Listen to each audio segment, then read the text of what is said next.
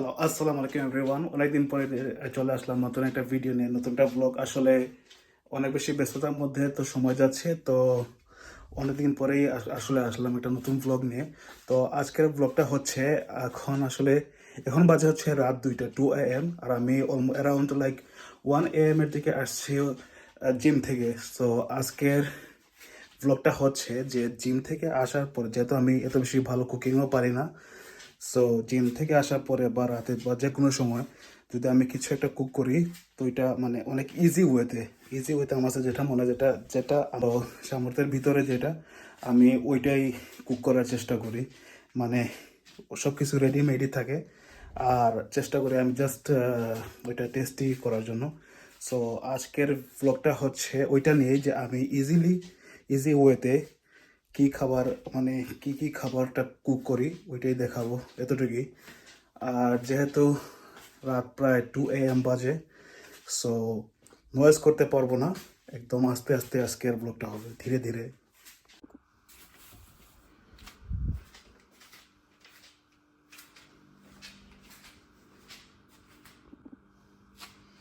So প্রথম আইটেমটা যেটা আমি সেটা হচ্ছে এই আনুরের chicken and beef fillet.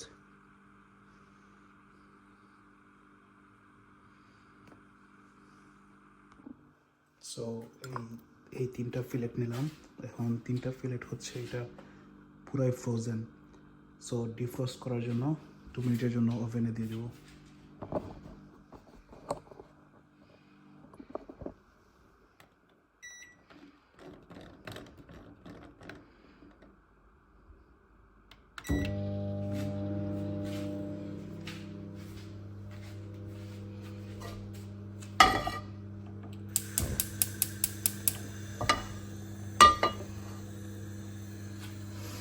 So pan বসিয়ে দিলাম চুলাতে।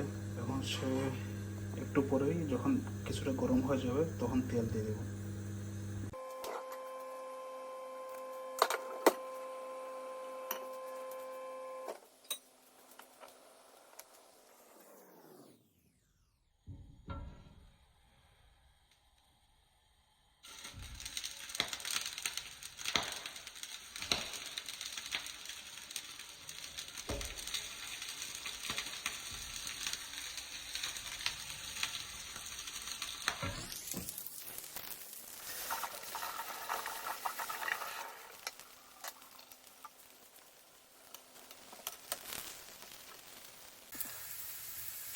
সো এটা almost done. So next step হচ্ছে 3টা ডিম, আর সাথে হচ্ছে ইন্ডিয়ান টিক্কা মশলা কারি সস, আর আর হচ্ছে রাইস।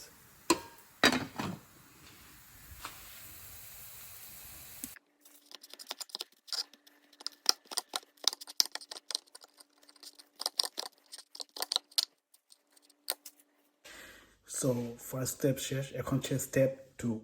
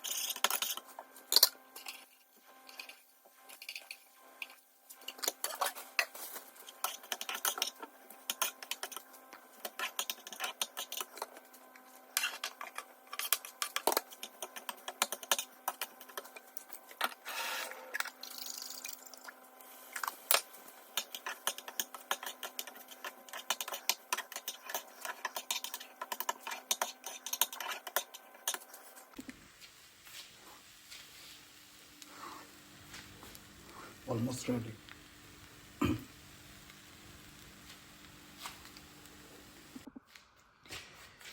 সো ফাইনালি আমার egg fillet fried rice ready. So এটা নাম দিয়েছি আমি হচ্ছে egg fillet fried rice.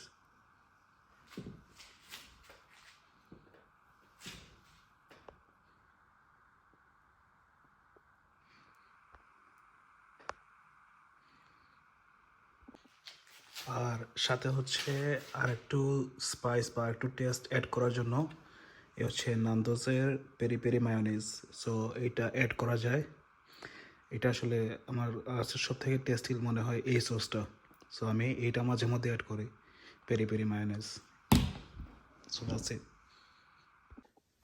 So that's it, এই ছিল আজকের ব্লগটা। আর আজকের ব্লগটা মানে এই রেসিপিটা হচ্ছে অনেক বেশি বাজেট ফ্রেন্ডলি। জাস্ট ডিম, chicken and beef fillet, rice আর হচ্ছে সস, এই chicken curry sauce, that's it. আর নর্মাল লবণ লাগলে লবণ, এইগুলো কিছু আর কি। আর কালি জিরাও আমি ইউজ করছি। সো এটা হচ্ছে অনেক বেশি বাজেট ফ্রেন্ডলি, প্লাস অলমোস্ট আমার টাইম লাগছে সব কিছু মিলায় হচ্ছে 15 মিনিট, মানে 10 থেকে 15 মিনিট। সো আজকের ব্লগটা এই রেসিপি নিয়ে ছিল, বাস এতটুকুই। আর নেক্সট ইনশাল্লাহ আরও ইনফরমেটিভ ব্লগ আসবে। আর ইউকে লাইফটা আসলে কেমন যাচ্ছে আর কীভাবে কি, মানে যত বেশি আমি ইনফরমেশন দিতে পারি চেষ্টা করবো ওইটাই। আর সবাই দোয়া করবেন আমার জন্য অবশ্যই। আল্লাহ হাফেজ।